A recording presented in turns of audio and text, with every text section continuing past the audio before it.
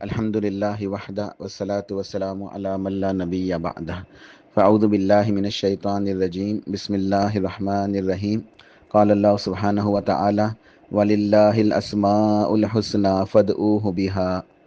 سورہ اعراف کے اندر اللہ پاک کا ارشاد ہے، اور اللہ تعالیٰ کے اچھے اچھے پیارے پیارے پاکیزہ حسنہ نام ہیں، ان ناموں سے اللہ کو پکارو، ان ناموں کے ذریعے سے اللہ سے مانگو، اللہ سے دعائیں کرو، اللہ کا ذکر کرو، اللہ کو یاد کرو، ان ناموں کے ذریعے اللہ تعالیٰ کو پکارا کرو اور دعائیں مانگا کرو۔ اللہ تعالیٰ کے اسماء الحسنہ سے دعا مانگنے کا ہمیں حکم ملا ہے، اور یہ بہت عظیم ایک مستحسن مسنون عمل ہے، اس سے دعائیں قبول ہوتی ہیں۔ تو ہمیں چاہیے کہ ہمیں جو دعا مانگنی ہو تو اس سے ریلیٹڈ، اس سے متعلقہ جو اللہ تعالیٰ کا اسم ہے، اس اسم سے اللہ تعالیٰ کو پکاریں، اللہ کو یاد کریں اور اللہ تعالیٰ سے دعا مانگیں۔ مثال کے طور پہ ہمیں روزی کی دعا کرنی ہے تو ہم یوں دعا مانگے، یا رزاق مجھے روزی عطا فرما۔ رحم کی دعا کرنی ہے تو یا رحمان یا رحیم مجھ پہ رحم فرما، یا کریم مجھ پہ کرم فرما، یا غفور میری مغفرت فرما۔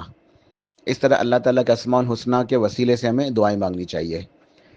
اللہ تعالیٰ کے جتنے بھی نام ہیں سب کے سارے کے سارے نام الحسنہ ہیں، اچھے اچھے ہیں، پیارے ہیں، پاکیزہ ہیں، اور بعض نام ان کی فضیلت زیادہ ہے۔ اللہ تعالیٰ کے بعض ایسے اسماء ہیں جن کی فضیلت، جن کی اہمیت، جن کے اندر خیر و برکت، اجر و ثواب اور زیادہ ہے، انہیں کہتے ہیں اسم اعظم۔ اسم اعظم حدیث شریف کے اندر آتا ہے کہ اللہ تعالیٰ کے اسم اعظم وہ ہوتے ہیں کہ جن ناموں کے ذریعے سے جب بھی اللہ تعالیٰ سے دعا کی جائے گی تو وہ دعا قبول ہوتی ہے۔ اسم اعظم کے ذریعے سے جب بھی دعا مانگی جائے گی تو وہ دعا ضرور قبول ہوتی ہے۔ اسم اعظم یہ کون سے ہیں؟ الحمدللہ اللہ پاک نے اپنی رحمت سے، وحی کی خبر سے، ہمارے پیارے نبی علیہ الصلوۃ والسلام کے احادیث مبارکہ اور ہمیں سنت سے یہ بات بتا دی ہے، تو ہمیں معلوم ہے کہ اسم اعظم کون سے ہیں۔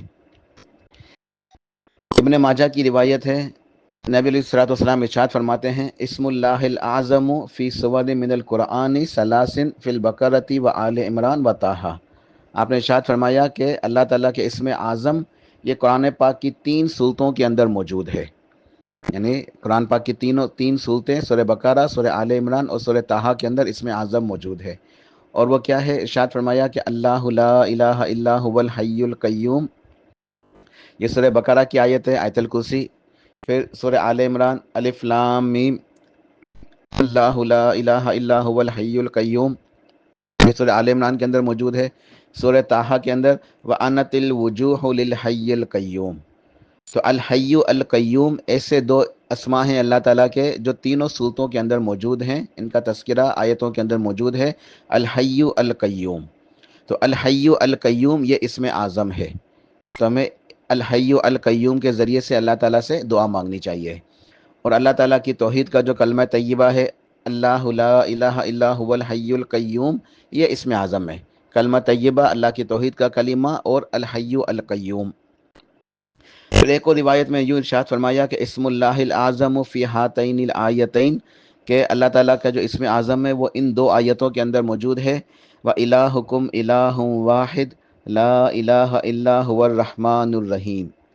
یہ آیت سورہ بقرہ کی ہے، اس کے اندر بھی اسم اعظم موجود ہے، وَإِلَٰهُكُمْ إِلَٰهٌ وَاحِدٌ لَا إِلَٰهَ إِلَّا هُوَ الرَّحْمَٰنُ الرَّحِيمُ، اور اللہ لا الہ الا هو الحی القیوم، تو ان کے اندر اسم اعظم ہے۔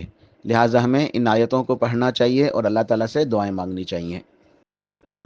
جامع ترمذی کی ایک روایت کے اندر ایک بہت عظیم دعا سکھائی گئی، اور ارشاد فرمایا کہ جب بھی کوئی بندہ مسلم اللہ تعالیٰ کو پکارے گا اس دعا کے ذریعے سے تو اللہ سبحانہ و تعالیٰ ضرور اس کی دعا کو قبول فرمائیں گے۔ اور وہ دعا سیدنا یونس علیہ السلام کی دعا ہے، جب انہوں نے مچھلی کے پیٹ سے اللہ تعالیٰ کو پکارا تھا، لا الہ الا انت سبحانک انی کنت من الظالمین۔ تو یہ لا الہ الا انت سبحانک انی کنت من الظالمین، اس کے ذریعے سے بھی دعا قبول ہوتی ہے، اس کے ذریعے سے بھی دعا قبول ہوتی ہے۔ تو ہمیں قرآن پاک کی آیتوں کے اندر یہ آیتیں جو ہے نا وہ ملی، سنت سے ہمیں اس کا علم ملا الحمدللہ، کہ ان آیتوں کے اندر اسم اعظم ہے، ایک اللہ لا الہ الا هو الحی القیوم، اور وَإِلَٰهُكُمْ إِلَٰهٌ وَاحِدٌ لَا إِلَٰهَ إِلَّا هُوَ الرَّحْمَٰنُ الرَّحِيمُ، اور لا الہ الا انت سبحانک انی کنت من الظالمین، تو ان کے ذریعے سے اللہ تعالیٰ دعاؤں کو قبول فرماتا ہے۔ ایک حدیث شریف کے اندر آتا ہے کہ سرتاج رسول پیارے نبی علیہ الصلوۃ والسلام نے ایک شخص کو سنا کہ وہ دعا مانگ رہا تھا ان الفاظ کے ساتھ کہ اللہم انی اسألک بانی اشہد انک انت اللہ لا الہ الا انت الاحد الصمد الذی لم یلد ولم یولد ولم یکن لہ کفوا احد۔ آپ نے ارشاد فرمایا صلی اللہ علیہ وسلم کہ والذی نفسی بیدہ لقد سأل اللہ باسمہ العظم الذی اذا دعی بہ اجاب و اذا سئل بہ اعطا۔ آپ نے ارشاد فرمایا کہ اس ذات کی قسم جس کے ہاتھ میں میری جان ہے کہ بے شک یقیناً اس نے اللہ تعالیٰ کے اس اسم اعظم سے اللہ تعالیٰ کو پکارا ہے کہ جس اسم اعظم کے ذریعے سے جب بھی اللہ تعالیٰ سے دعا کی جائے گی تو دعا قبول ہوتی ہے، اللہ تعالیٰ کو پکارا جاتا ہے، اللہ تعالیٰ وہ ضرور عطا فرماتا ہے۔ تو یہ بہت عظیم دعا ہے اور اس کے اندر اسم اعظم موجود ہے۔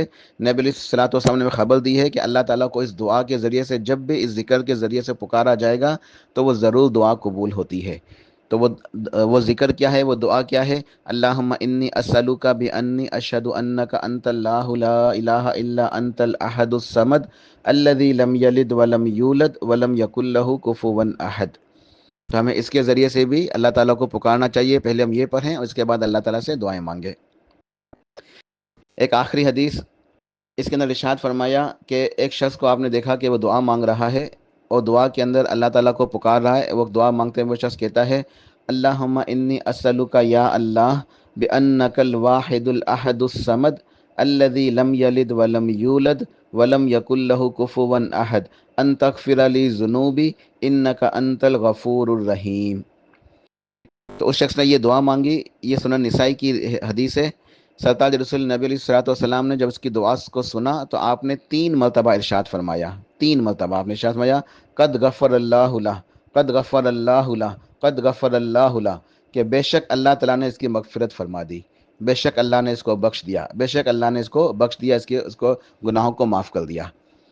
تو یہ بہت عظیم جو ہے ایک بشارت ہے کہ اس شخص نے اللہ تعالیٰ سے ان الفاظ کے ذریعے سے اپنے گناہوں کی معافی طلب کی، تو ناطق وہی صادق المصدوق سرتاج رسول پیارے نبی کریم محمد الرسول اللہ صلی اللہ علیہ وسلم نے ارشاد فرمایا 3 مرتبہ کہ قد غفر اللہ لہ، بے شک اللہ نے اس کو بخش دیا۔ تو ہمیں چاہیے کہ ہم بڑی عظیم راتیں چل رہی ہیں، بہت عظیم جو ہے یہ رمضان کا مہینہ، آخری عشرہ طاق راتیں، تو ہم اس میں اعظم کے ذریعے سے اللہ تعالیٰ سے دعائیں مانگیں، اس میں اعظم کے ذریعے سے اللہ تعالیٰ کو پکاریں، اللہ کا ذکر کریں، پہلے ان دعاؤں کو، ان ذکر اذکار کو پڑھیں، پھر اپنے لفظوں میں دعا مانگیں۔ تو اس کا سب سے بہترین طریقہ یہ ہے کہ اللہ تعالیٰ کی حمد و ثنا بیان کی جائے، درود شریف پڑھا جائے، اور یہ جو اس میں اعظم والی آیات اور جو احادیث کے اندر جو دعائیں مذکور ہیں ان کو پڑھا جائے، پھر اپنے لفظوں میں دعا مانگی جائے۔ تو دعا مانگنے کے لیے ضروری ہے کہ پہلے انسان اللہ تعالیٰ کی حمد و ثنا بیان کرے، پھر درود شریف پڑھے۔ تو اس سے جو نا اس کو نہیں بھولنا، درود شریف لازم پڑھنا ہے۔ تو ہمیں چاہیے کہ ہم یہ سب ذکر اذکار کر کے، اللہ کے حمد و ثنا کے اذکار پڑھ کے، اس میں اعظم کے اذکار پڑھ کے درود شریف پڑھیں، پھر اپنے لفظوں میں جو دعائیں مانگنی ہیں مانگیں۔ اور لیلۃ القدر کی مخصوص دعا اللہم انک عفو تحب العفو فاعف عنی، یہ تو بہت زیادہ کثرت سے پڑھیں۔ اس کے بھی 2 الفاظ احادیث سے ثابت ہیں کہ اللہم انک عفو تحب العفو فاعف عنی، اور دوسرا ہے کہ اللہم انک عفو کریم تحب العفو فاعف عنی۔ یہ جو آخری جو حدیث میں نے پڑھی تھی سنن نسائی کی، میں اس کو پھر ریپیٹ کر دیتا ہوں اس کے الفاظ، کہ اس شخص نے دعا کیا مانگی تھی کہ نبی علیہ الصلوۃ والسلام نے ارشاد فرمایا، تو اس کی دعا سن کے کہ بے شک اللہ نے اس کو معاف کر دیا۔ اس کے دعا کے الفاظ یہ تھے اللہم انی اسألک یا اللہ بانک الواحد الاحد الصمد الذی لم یلد ولم یولد ولم یکن لہ کفوا احد ان تغفر لی ذنوبی انک انت الغفور الرحیم۔ تو ان کے ذریعے سے ہمیں اللہ تعالیٰ اس کو پکارنا چاہیے، دعائیں مانگنی چاہیے۔ ان کے اندر اس میں اعظم ہے۔ میں ایک پیپر بھی انشاءاللہ اس کا امیج جو ہے وہ گروپ کے اندر بھیج دیتا ہوں۔ اس کے اندر یہ ساری جو ہے نا یہ اذکار، یہ دعائیں لکھی ہوئی ہیں، تو انشاءاللہ اس کو دیکھ کے جو ہے نا وہ پڑھا جا سکتا ہے انشاءاللہ۔ اللہ پاک توفیق عطا فرمائے۔ سبحان ربک رب العزت عما یصفون وسلام علی المرسلین والحمد للہ رب العالمین۔